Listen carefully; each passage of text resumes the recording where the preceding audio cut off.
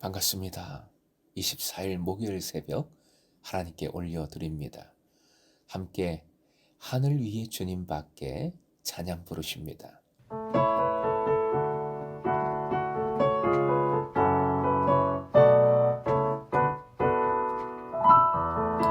하늘 위에 주님 밖에 내가 사모할 자 이 세상에 없네. 내 맘과 힘은 믿을 수 없네. 오직 한 가지 그 진리를 믿네. 주는 나의 힘이요, 주는 나의 힘이요, 주는 나의 힘이요. 영원히 주를 의지하리.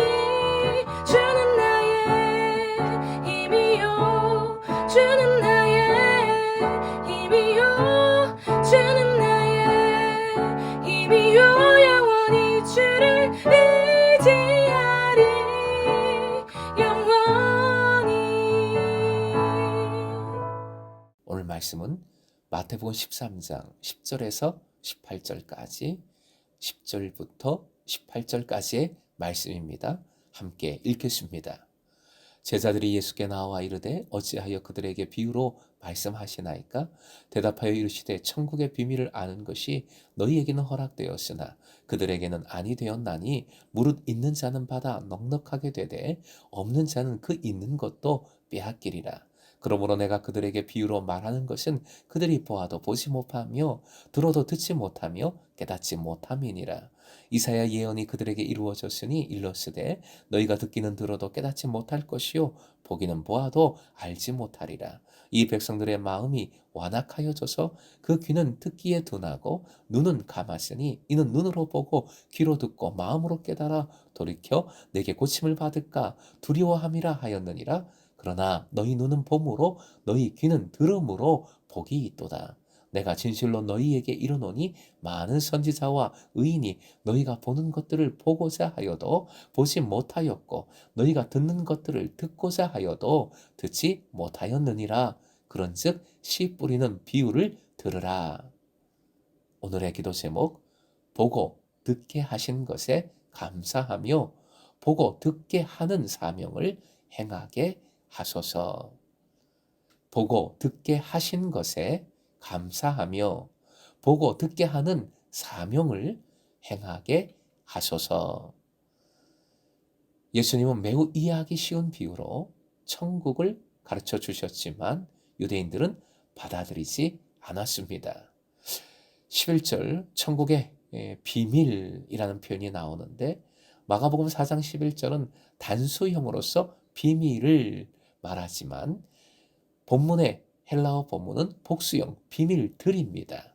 마태는 예수께서 비유로서 가르치신 천국의 풍성함을 강조하고자 한 것입니다. 천국의 비밀은 본문 뒤 19절에 천국 말씀이라는 표현과 동일합니다. 천국의 말씀을 이해한다는 것이 모두에게 허락되어 있지 않았다는 것, 그러므로 천국의 비밀인 것입니다. 허락되었다 하셨는데 이는 신적인 수동태 표현입니다. 천국의 비밀을 깨닫는 것은 사람의 지적인 능력에 달린 것이 아니라 전적으로 하나님께 달린 것입니다.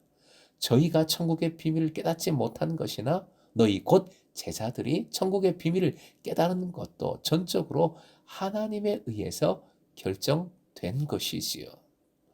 12절에 빈익빈 부익부에 관한 말씀은 지혜의 문헌이나 일상생활의 체험에서 자주 사용되고 확인되는 속담과도 같은 표현입니다. 랍비들의 가르침 중에도 이와 비슷한 말들이 종종 나옵니다. 한 예로 다음의 글을 읽어드립니다. 빈 그릇이 무엇을 받아들일 수 있고 가득 찬 그릇은 아무것도 받아들일 수 없다는 것이 인간들에게는 바른 생각이지만 하나님에게서는 그렇지 않다. 그 반대로 하나님께는 가득 차 있는 그릇이 무엇을 받아들이고 비어 있는 그릇은 아무것도 받을 수 없다. 여기서 제자들이 가지고 있는 것, 무리들이 가지고 있지 못한 것은 무엇일까요? 바로 하나님을 향한 신뢰와 믿음입니다. 하나님은 하나님을 많이 믿는 사람에게 천국의 많은 비밀을 알게 해 주십니다. 하나님을 믿지 않는 사람들, 곧 유대인 무리에게서 하나님의 백성이라는 특권을 빼앗아 다른 민족에게 주실 겁니다. 믿지 않는 사람들에 대한 종말론적인 심판이 본문에 암시되어 있는 것이지요. 예수님은 10절에 나오는 제자들의 질문에 대해서 이사야 6장 9절과 13장 14절부터 17절의 말씀들을 인용해서 대답해 주십니다. 하나님은 이사야를 부르셔서 하나님과 계약을 떠나 죄 가운데 빠져 있는 유대인들을 더욱 패역하게 만드셨습니다. 그러므로 이사야에게 주어진 사명은 이미 이스라엘을 향한 하나님의 심판이었습니다. 그와 같이 예수님의 비유, 가르침이 유대인들의 마음을 비로소 닫아버리게 만든 것이 아니라 이미 그들의 마음이 닫혀 있었기 때문에 예수께서 비유로 천국의 비밀을 가르쳐 주신 것입니다. 그러므로 예수께서 비유로 가르치신 것 그 자체가 이미 닫힌 마음을 가진 사람들을 향한 심판이라고 할 수 있습니다. 깨닫지 못하니까요. 알 수가 없으니까요. 왜 이스라엘이 예수께서 선포하신, 예수께서 가지고 오신 하나님 나라 메시지를 받아들이지 않았을까요? 하나님을 향한 그들의 마음이 이미 닫혀 있었기 때문입니다.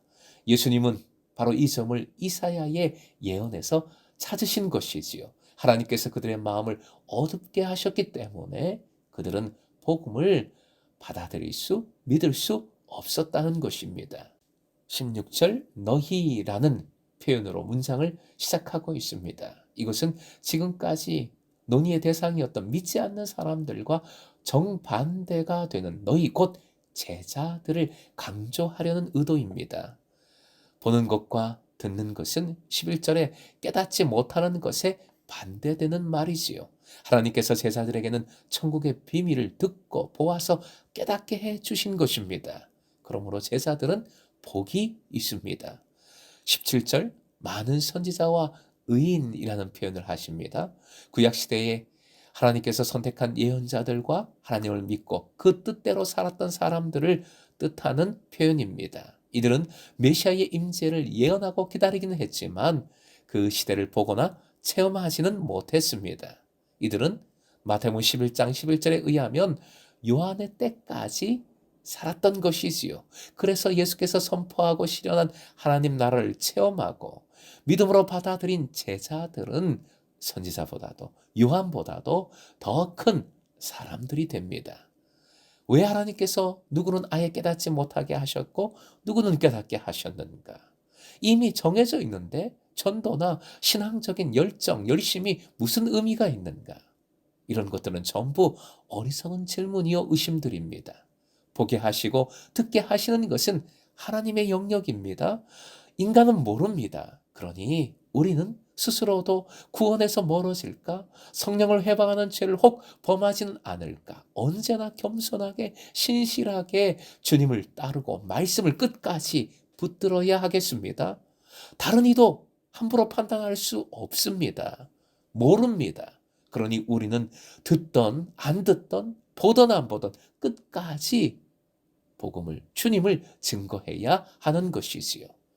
보고 들었다면 무엇보다 주님의 은혜임에 감사하십시다. 정말 감사하십시다.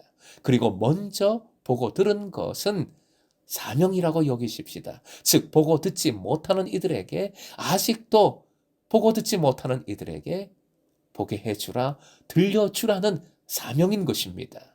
오늘도 이 사명을 온전히 감당하여 하나님을 기쁘시게 하는 진 제자로 살아가시길 주님의 이름으로 축원드립니다.